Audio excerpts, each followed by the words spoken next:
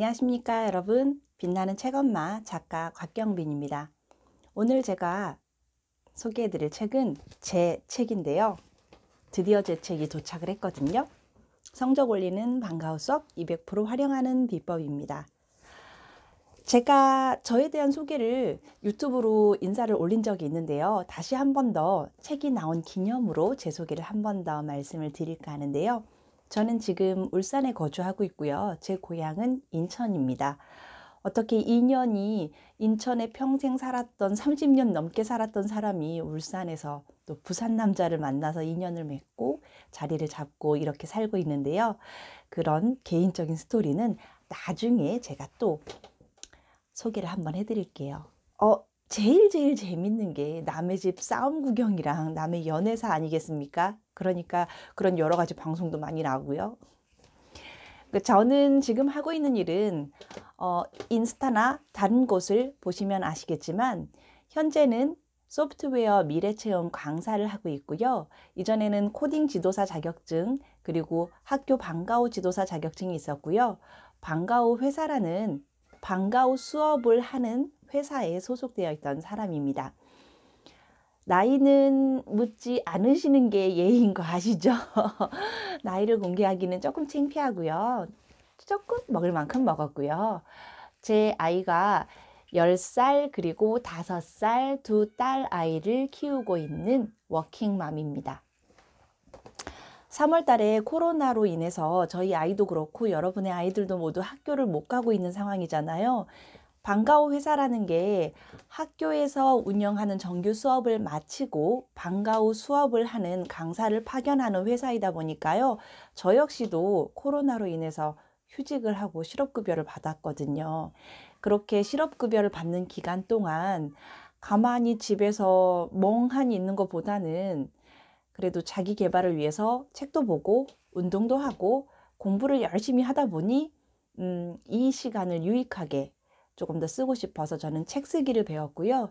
정말 피나는 노력을 그동안에 40년이 넘는 저의 노하우, 경험, 지식, 지혜 모든 총동원을 해서요. 정말 간절하게 열심히 최선을 다해서 이 책이 드디어 나왔습니다. 책을 보시면 아실 거예요. 아, 정말 열심히 살았구나. 그리고 아이를 위해서 노력하고 있구나. 이 정도의 노력은 나도 할 수 있겠구나. 그런 것만 알아주신다면요. 정말 제가 감동받을 것 같습니다. 제 책을 읽고 단 한 명이든 5명이든 누군가라도 감동받고 실행을 하시게 된다면 제가 얼마나 행복하겠습니까, 여러분. 이렇게 제 소개를 마치고요. 저희 현재 가족 관계는 저희 딸 둘, 남편, 저 이렇게 4명이 있고요. 제가 드리고 싶은 이야기가 오늘의 주제는 우리 아이의 꿈에 한계를 두지 말자라는 이야기를 드리고 싶어서 저희 가정사를 또 고백을 할게요. 저희 친정어머니는 밑으로 6명의 동생이 있어요. 그러니까 저희 외갓집은 7남매거든요. 저희 엄마가 제일 첫째이기 때문에 어머니 밑으로 6명의 남자 동생, 여자 동생이 쭉 있습니다. 그러니까 상황이 어려웠겠죠. 옛날이었고 6남매, 7남매죠. 7남매였고 제가 저희 엄마가 첫째라고 했고 제가 저희 엄마한테 첫째입니다. 그러니까 엄마 밑으로 줄줄이 동생이 있고요. 또 저희 어머니가 결혼을 일찍 하셨어요. 20살에 시집가서 21살에 아이를 낳았으니까요. 저하고 저희 막내 외삼촌하고 5년, 6년 정도 차이 나요. 그러니까 남들이 봤을 때는 그냥 동생으로 볼 수도 있어요. 삼촌하고 조카가 아니라. 삼촌하고 저하고 나이 차이가 적다 보니까 막내 이모하고 저하고도 큰 차이가 없겠죠. 그렇게 저희 외갓집을 기준으로 봤을 때는 항상 아이가 끊이지 않는 집이었던 거예요. 제가 태어나고 저희 큰 외삼촌이 또 결혼을 하시고 아이를 낳고 둘째 외삼촌이 또 결혼하고 아이를 낳고 제 밑으로도 동생들이 계속 연이어 태어나는 거죠.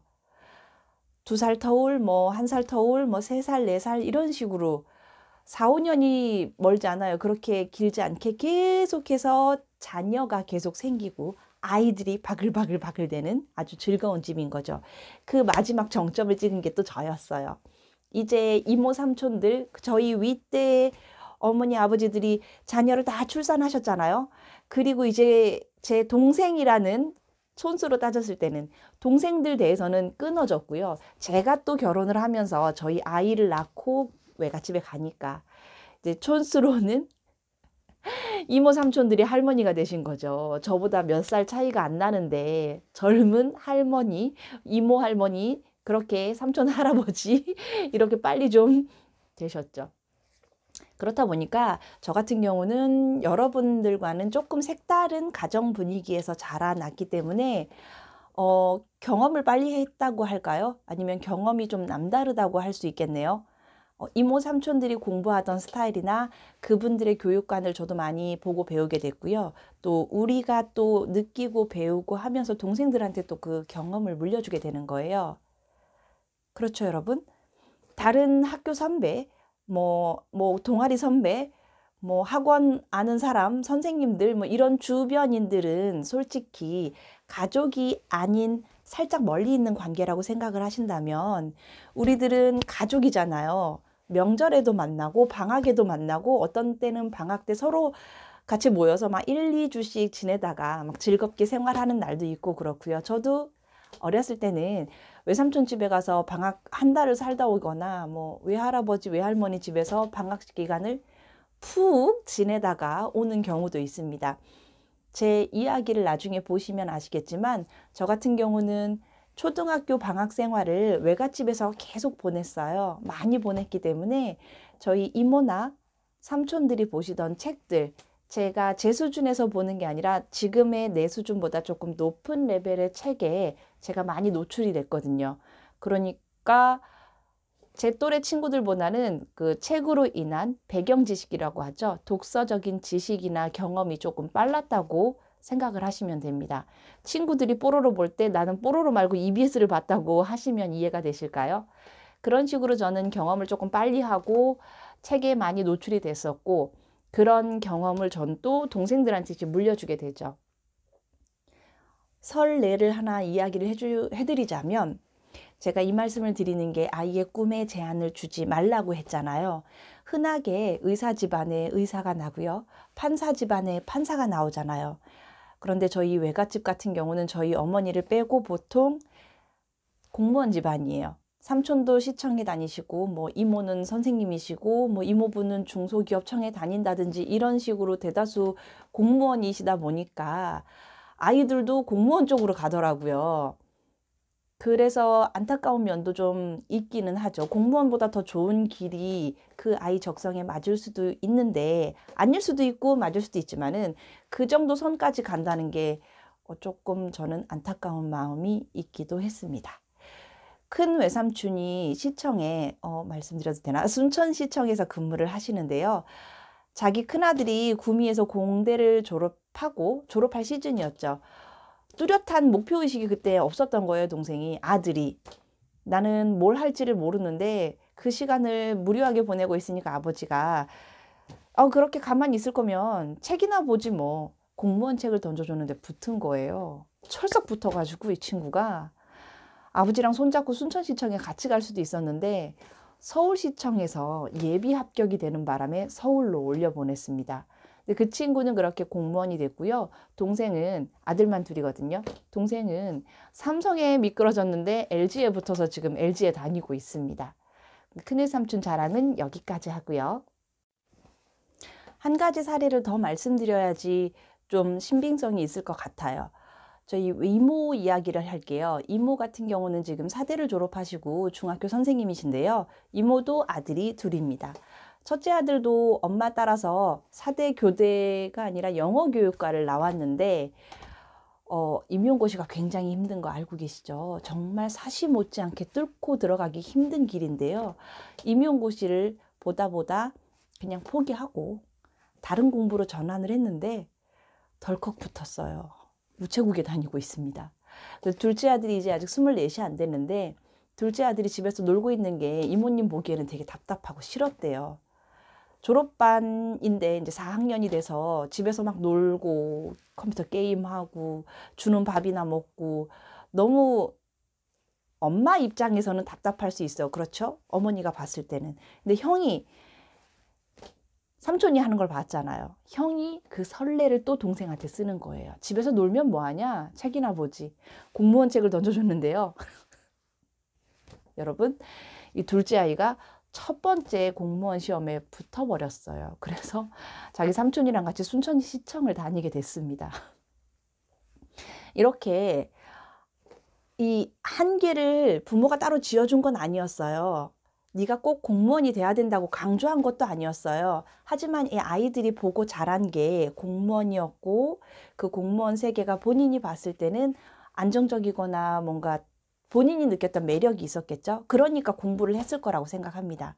제가 안타깝게 생각하는 거는 말씀드린 것처럼 공무원 이상의 다른 직종에 대해서도 이 아이가 꿈을 갖거나 적성을 한번 찾아봤으면 어땠을까 하는 이런 안타까움이 있다고 말씀을 드리는 거예요.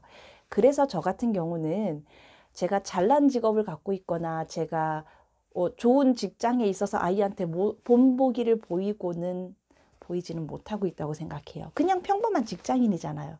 그냥 회사거든요. 그렇지만 이것을 벗어나서 저는 아이와 함께 공부하는 모습, 열심히 독서를 하거나 책을 읽거나 우리 남편 같은 경우는 근래에 들어서 이제 경제 뉴스를 신문을 받아서 집에서 보고 있거든요. 그러면서 경제 공부를 좀 하니까 아이가 자기도 신문을 보아야겠다고 저랑 도서관에 가서 어린이 신문 무료로 나눠주거든요. 울산은 지금 그렇게 하고 있어요. 한 친구당 3부씩 그날의 신문은 아니지만 지나간 어린이 신문을 3부씩 무료로 나눠주니까 자기도 그 신문을 봐야겠다고 가져와서 책상에 앉아서 아빠처럼 막 신문을 보더라고요. 이게 매일매일 가는 것도 아니고 이 아이가 이걸 1년, 2년 하지는 않아요, 여러분. 하지만 엄마 아빠의 좋은 모습을 이 아이가 따라 하려고 한다는 데 의의가 있죠. 거기에 전 의미를 크게 가지고 싶더라고요. 제가 책 쓰는 공부를 하면서 책을 많이 보고 또 그런 공부를 같이 하거든요. 필사라고 해서 좋은 책이나 좋은 문구를 손으로 옮겨 쓰는 필사 작업을 하는데 매일매일 매진하면서 이 필사에 도전을 하니까 저희 딸아이도 자기가 좋아하는 책을 필사를 하기 시작하더라고요. 저는 이런 모습으로 여러분들께도 적극적으로 권하고 있는 거예요. 엄마 아빠가 변하면 분명히 그 아이도 좋은 영향을 받고 따라서 변하게 돼 있습니다. 그래서 제가 열심히 쉬지 않고 공부하고 도전하고 노력하는 모습을 아이한테 보이려고 노력하고요. 그 모습에 이 아이가 변하고 있는 거를 느끼고 다른 사람도 다 공감하고 다르다. 얘는 좀 특이하네. 그런 이야기를 들어요. 좋은 방향으로 특이하다는 걸 들으니까 저는 너무너무 감사하더라고요. 그 감사함의 첫 번째가 나라는 걸 여러분 잊으시면 안 돼요. 나. 보고 계시는 분이 여자라면 엄마고요. 보고 계시는 분이 아빠라면 아빠가 먼저 변하면 와이프가 변하고요. 엄마 아빠가 변하면 아이가 따라 변하고 있습니다. 그래서 제가 여러분한테 소개해주고 싶은 책이 너무너무 많은 거예요. 제가 보고 변한 책이 많고 그 책으로 인해서 제가 또 책을 쓰게 됐고 책을 쓰면서 좋은 모습으로 우리 가정이 변하고 있는 걸 체험했거든요. 뜬금없는 고백을 하나 하려고 하는데요. 제가 자랑 아닌 자랑을 했잖아요. 공무원 외갓집에 다들 그런 분들이라고 자랑을 살짝 했는데요. 이 부분에는 중요한 한 가지가 빠졌는데 저희 엄마는 공무원이 아니라는 거예요. 왜냐하면 순천이라는 전라도 시골에 7남매를 다 입히고 먹이고 공부시키기 위해서는 할머니 할아버지 두 분만의 힘으로는 안 됐거든요. 부잣집이 아니었으니까. 그래서 저희 엄마는 첫째 딸이기 때문에 어쩔 수 없이 생계전선에 일찌감치 뛰어들었어요. 제일 먼저 생계전선에 뛰어들었으니 돈 벌고 돈 번 걸로 이제 가정 경제에 보탬을 하고 동생들 학비라든가 또 서울로 인천으로 올라오는 동생들 케어하는 역할을 저희 엄마가 하신 거죠. 그러니까 저희 어머니는 저한테 스트레스를 많이 주셨어요. 동생들이 열심히 공부하고 학원이나 과외 그런 거 없이 스스로 대학 가고 장학금 받고 이렇게 승승장구하는 걸 보면서 내 딸인 너도 스스로 공부하고 1등이 돼야 된다. 그리고 이모 삼촌들처럼 공무원이 답이다. 넌 선생님이 직업이다. 저한테 딱 이 상자를 정해주셨어요. 너의 미래는 선생님. 근데 원하는 대로 자녀 교육이 다 되진 않잖아요, 여러분. 그쵸? 그래서 안타깝게도 저는 부모님의 욕심과는 달리 교대나 사대를 갈 성적은 안 됐습니다. 그래도 외고를 나왔기 때문에 저 같은 경우는 혼자 상상했을 때 외고, 외대를 가야겠다 이런 생각을 하고 부산 외대로 보내주세요 했는데 안 된다 하더라고요. 엄마 아빠가 딱 만들어 놓은 교사라는 틀에 네가 못 들어간다면 안정적인 그 다음 직업으로 네가 의사, 판사는 안 되니까 간호사를 해야 된다 그래서 간호대를 갑니다. 이게 정말 제 인생의 또 한 번의 큰 좌절이라고 할까요? 시간 낭비라고 할까요? 어쩔 수 없이 교대 아닌 간호대를 가서 저는 거의 3년의 시간을 허비하게 되죠. 그래서 저는 저희 아이에게 우리 아이한테 꿈을 만들어주지 않았어요. 네가 하고 싶은 거, 네가 갖고 싶은 거, 네가 좋아하거나 재밌어 하는 걸 찾으라고 했어요. 그걸 적극 권장하고 있습니다. 그래서 제가 다니고 있는 직장에서 방과후 수업을 하면서 많은 아이들을 만나거든요. 그리고 많은 선생님을 만나고 아주 재밌고 즐거운 다양한 수업이 굉장히 많아요. 굳이 방과후 수업이라고 해서 국어, 영어, 수학만 하는 게 아니거든요. 온갖 예체능이 다 들어있고요. 경제교육을 하는 방과후도 있고요. 특이한 게 너무너무 많습니다. 이런 걸 제가 발견했기 때문에 저희 아이의 방과후 수업은 풀로 꽉 찼어요. 월, 화, 수, 목, 금을 학교 정규 수업이 끝나면 하루에 방과후를 2개 내지 3개를 하거든요. 이렇게 꽉꽉꽉 채워서 네가 하고 싶은 걸 그중에 찾으라고 이 아이의 미래를 아직은 열어놓은 상태입니다. 더 많은 이야기를 해드리고 싶은데요. 시간 관계상 오늘은 여기까지 말씀을 드리고요. 다음에 또 제가 봤던 수많은 책들 중에서 저한테 도움이 됐던 많은 책들을 여러분들과 공유하고 싶거든요. 이거 제가 소개해드렸죠. 돈에 강한 아이로 키우는 법. 유대인의 경제교육 바탕으로 만든 책이었고요. 저도 이 책을 도움 많이 받아서 우리 아이들 첫째 아이 용돈 교육하고 있는 거 알고 계시죠? 먼저 유튜브를 보신 분이라면 저희 아이가 청소하고 얼마 받고 설거지하고 얼마 받고 숙제를 다 했을 때 얼마를 받는지 그리고 매일매일 이 아이가 나한테 얼마를 줘야 되는지 이것도 아실 거예요. 그런 책도 있고요. 남편을 위해서 아빠 육아 공부라든가 처음에 아이가 어린이집이나 유치원 갈 때까지만 해도 저도 엄마가 처음이다 보니까 너무 힘들었을 때 친구가 저한테 권해준 책이 있었어요. 어쩌다 엄마? 우리 모두 다 엄마가 처음이잖아요. 이야기를 전부 제가 지금 다 소개해드리기가 어렵습니다. 그렇죠? 지금까지 제가 해드린 이야기가 여러분들께 도움이 되셨다면 좋아요, 구독 버튼 꼭 눌러주시고요. 이런 자세한 이야기, 책에 대한 리뷰는 제가 천천히 한 번 다시 올려드리겠습니다. 지금까지 빛나는 책엄마 작가 곽경빈이었습니다. 오늘도 행복한 하루 되세요, 여러분. 감사합니다.